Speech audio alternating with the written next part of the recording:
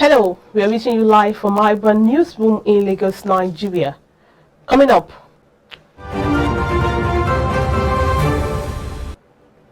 Senate orders Inspector General of Police to investigate Taraba State Police Commissioner over alleged human rights abuse. Congo's Prime Minister Clement Mouamba quits office. Nigerian Communications Commission signs MOU to facilitate deployment of 5G technology in the nation's telecom sector. France widen its COVID-19 vaccine rollout to people aged 16 to 17.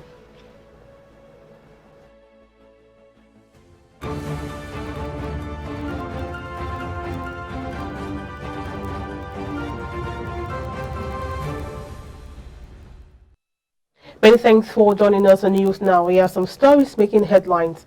I am Margaret Opera. President Buhari on Wednesday welcomed the release of 27 students of the Federal College of Forestry Mechanization, Afaka, Kaduna State. He also congratulated their friends, families, the government and the people of Kaduna State on the development. Buhari's position was contained in a statement by his senior special assistant on Media and Publicity, Garba Shehu. According to the statement, the president expressed deep appreciation to all the actors who contributed one way or the other to this happy outcome, in particular the defense and security agencies, the officials of the Ministry of Environment and the government of Kaduna State. Buhari, however, called for steadfastness and security awareness on the part of citizens and the law enforcement agencies. Meanwhile, the Senate has called on the Inspector General of Police and Police Service Commission to investigate Taraba State Police Commissioner over the alleged abuse of human rights of 14 residents. The resolution followed deliberation on a motion by the Deputy State Minority Leader Emmanuel Bracha. Bracha said the 14 persons have been in detention beyond what the Constitution stipulates, even without trial. Mr. President, the issue in question is a gross abuse of fundamental human rights of 14 of my constituents, and the names are provided herewith. That, Mr. President, the Senate note with root worry that Nigerians are yet to forget in a hurry the danger that engulfed this country by our youth originating from the NSAS demonstration. Aware that the Taraba State Judiciary had been on strike to press home their demand for independence of the judiciary. And so the State Judiciary had been on strike for quite some time now. Concerned that 14 members of my senatorial district were on the 23rd of April bundled out of their domain and taken to Jalingo, detained in police cell, all entreaties to get them on bail fell on deaf ear. A member of a political party had been under siege in the last 24 hours because of some attempt by people who rather should continue to see how we can all work together, and now doing everything possible to make it look as if it is a political party affair.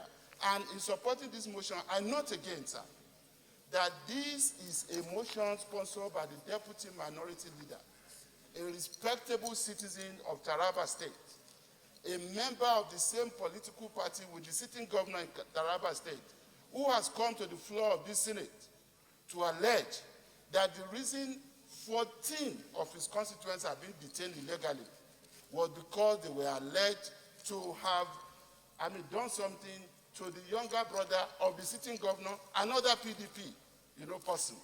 Now, against the allegation of the PDP Senate caucus that President Buhari is not in charge of nation security, the APC caucus of the Senate says President Buhari is in full control of the present administration. Addressing newsmen after the caucus meeting on Wednesday, on behalf of other members, Senate Majority Leader Abdullahi Yahaya noted that the caucus is worried, saying the opposition had gone too far in their criticism playing with lives of Nigerians. We reject and dissociate ourselves from all and any inflammatory statements that appear to threaten the authority of Mr. President and our party. We accordingly wish to remind them that blame game and threats of constitutional measures in court are unwelcome and will not help in any form to address the challenges the nation faces currently. The APC caucus strongly and unreservedly support the administration of President Muhammadu Buhari as we continue to work in addressing the economic, security, health and social development and other challenges that beset our nation. We sincerely seek the continuous support and understanding of all Nigerians in this regard. We take exception to the unfortunate charge that our president has not been seen. This is false and cheap politics. Mr. President and the service chiefs are meticulously busy every day and every night in deliberations and actions. Now, following the alarm raised by the presidency that some persons are planning to topple Buhari's government, an expert has challenged the presidency to unveil the alleged coup plotters. Dr. Dayo Kayode, a political technocrat who was a guest on iBrandTV Breakfast, made this submission. I believe in democratic tenets, but at the same time, I wouldn't want presidency to make a hue where there is none. We all remember the issue of, during the Abacha time, when we were having a phantom coup that claimed some people's lives and all that. No, we shouldn't do that. If the presidency is claiming that some people are planning coup, come out with their names. Then let a proper probe take place. And if they are found wanting, let them be dealt with decisively. Because I've been telling people, the state at which we are in Nigeria today is not just being caused by this government alone. It is a trajectory of malfunctioning system. Since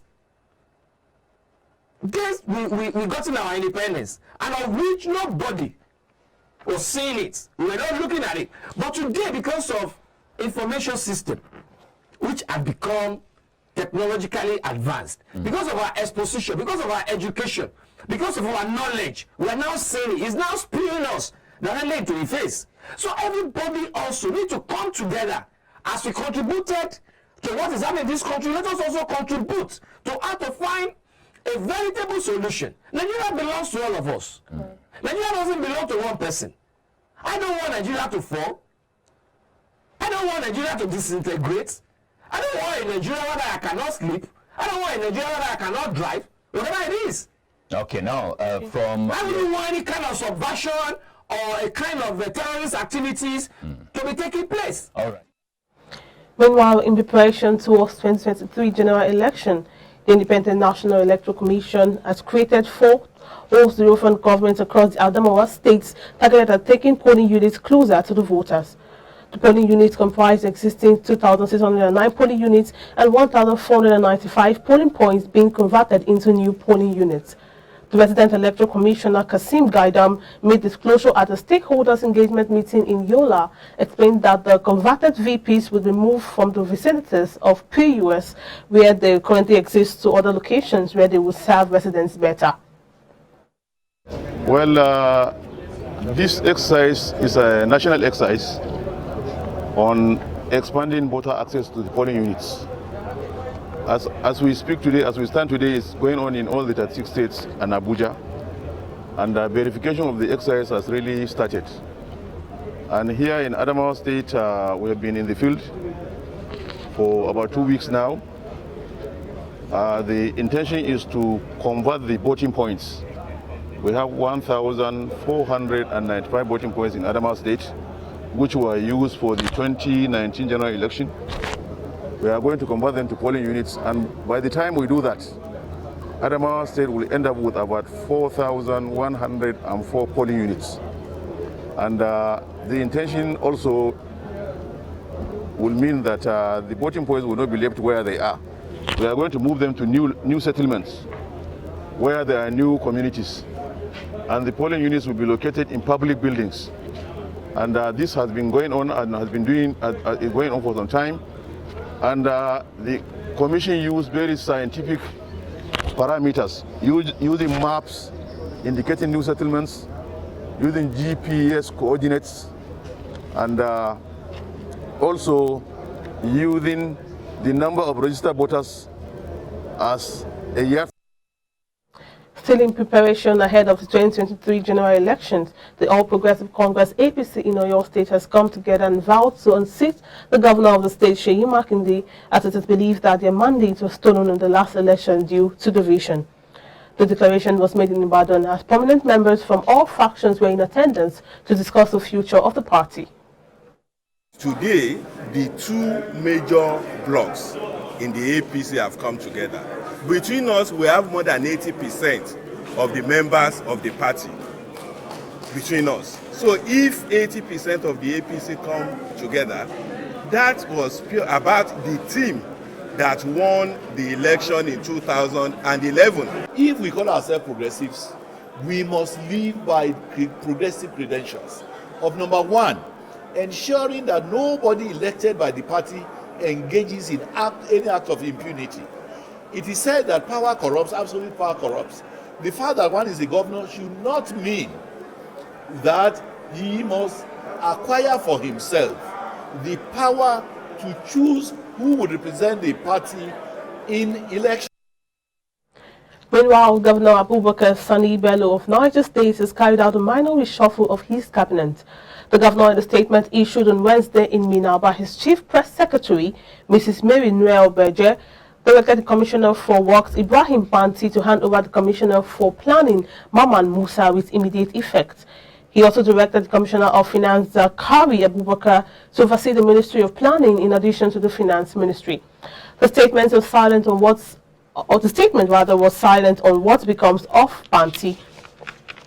Another story, a group of Niger Delta legal practitioners from Nembese, Bayelsa State have called for urgent need to promote excellence among lawyers through capacity building, networking, public interest protection, and meaningful participation in the value chain of the profession.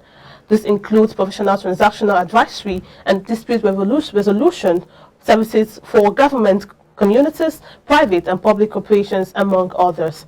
Members of Nembese Lawyers Forum disclosed this in Port Harcourt, River State capital, during a one-day special session to enlighten the group on new trends in law practice.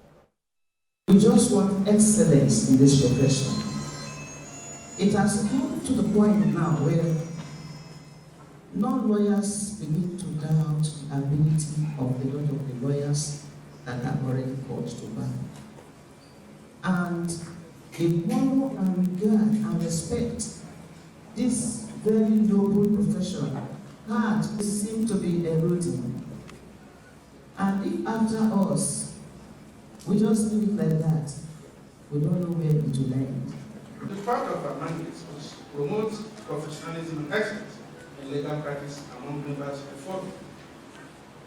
In this era of rapid changes, lawyers must constantly endeavor to keep abreast with modern trends and practice building and adapt to cope with the challenges thrown up by these changes.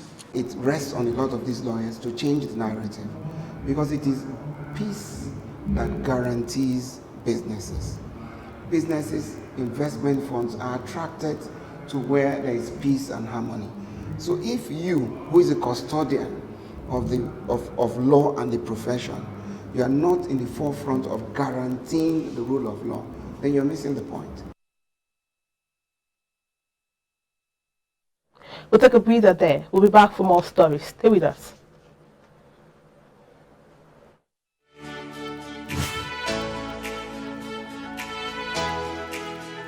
Most people don't understand the magic of the perfect skin, the allure of a well-pampered skin. We bounce from skincare products to skincare products, from spa to spa.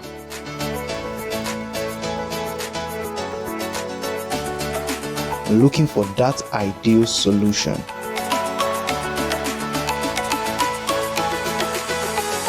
I found the solution.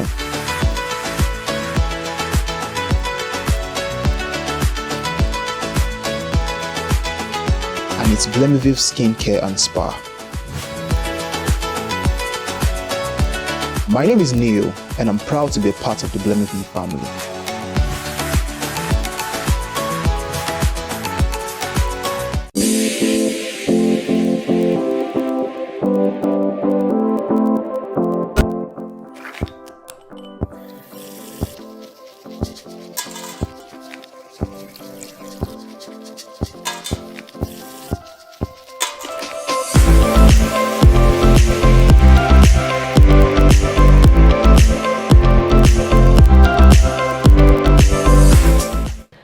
Many thanks for staying with us. Now, the Africa story. The Republic of Congo's government has resigned, public television announced on Thursday.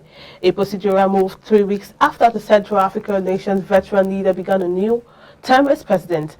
Prime Minister Clement Mouamba submitted his government's resignation to President Denis Sassou Nguesso on Wednesday, according to the statement read out on television. Now, the outgoing team will continue its tasks until Sassou Nguesso names a new premier. He has not yet announced when he will do so. Sassou Nguesso was sworn in for a new 5-year term as president on April the 16th. Mouamba, a 77-year-old former finance minister and senior executive of the Six Nation Bank of Central Africa State, has been prime minister since 2016.